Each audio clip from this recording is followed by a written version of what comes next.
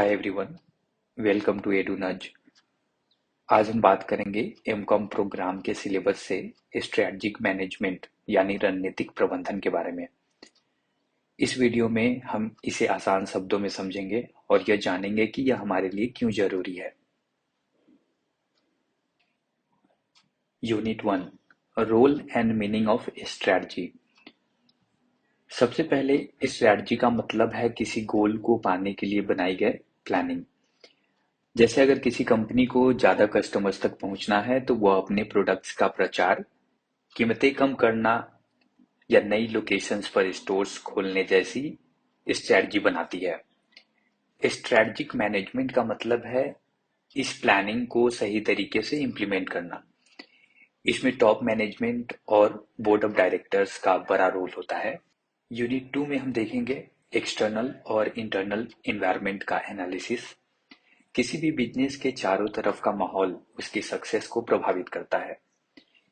पीईएसटी analysis में हम political, economic, social और टेक्नोलॉजिकल फैक्टर्स को देखते हैं। स्वॉट एनालिसिस, इस एनालिसिस से हम किसी कंपनी की strength, weakness, opportunities and threats का पता लगाते हैं। फॉर एग्जाम्पल, अगर किसी कंपनी का प्रोडक्ट बहुत पॉपुलर है लेकिन प्रोडक्शन का खर्च ज्यादा है तो वह कॉस्ट कम करने के तरीके ढूंढ सकती है। यूनिट 3 की तरफ मूव करते हैं। यूनिट 3 में कॉर्पोरेट और बिजनेस लेवल पर स्ट्रेटजिक ऑप्शंस क्या-क्या होते हैं। यहाँ हम ग्रोथ, स्टेबिलिटी और रिट्रेंचमेंट जैसी स्ट्रेटजीज पर बात करेंगे। ग्रोथ स्ट्रेटजी का मतलब है बिजनेस को एक्सपांड करना, जैसे नए मार्केट्स में जाना। स्टेबिलिटी स्ट्रेटजी में कंपनी अपनी करंट सिचुएशंस को मेंटेन करती है, जबकि रिट्रेंचमेंट स्ट्रेटजी में कॉस्ट घटाने के लिए कुछ डिपार्टमेंट्स को बंद करना पड़ सकता है।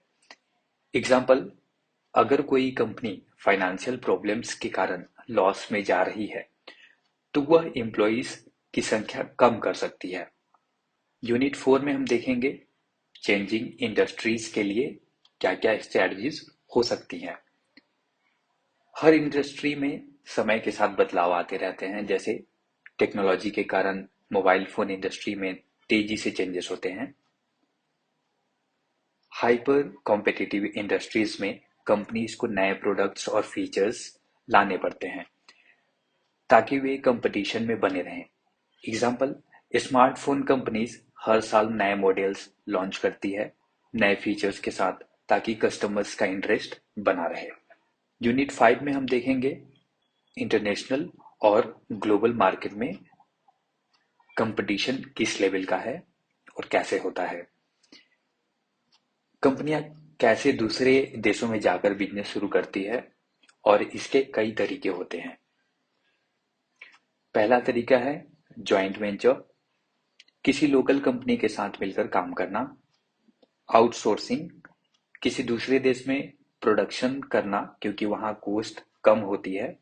फॉर एग्जाम्पल, बड़ी टेक कंपनियां भारत में कॉल सेंटर्स का काम आउटसोर्स करती है क्योंकि यहाँ पे लेबर चीप है और नंबर ऑफ पीपल बहुत ही ज्यादा है, तो बड़ी आसानी से ही यहाँ पे रिसोर्स मिल जाते हैं। Let's move to unit 6, strategy को इम्प्लीमेंट और कंट्रोल कैसे करना है।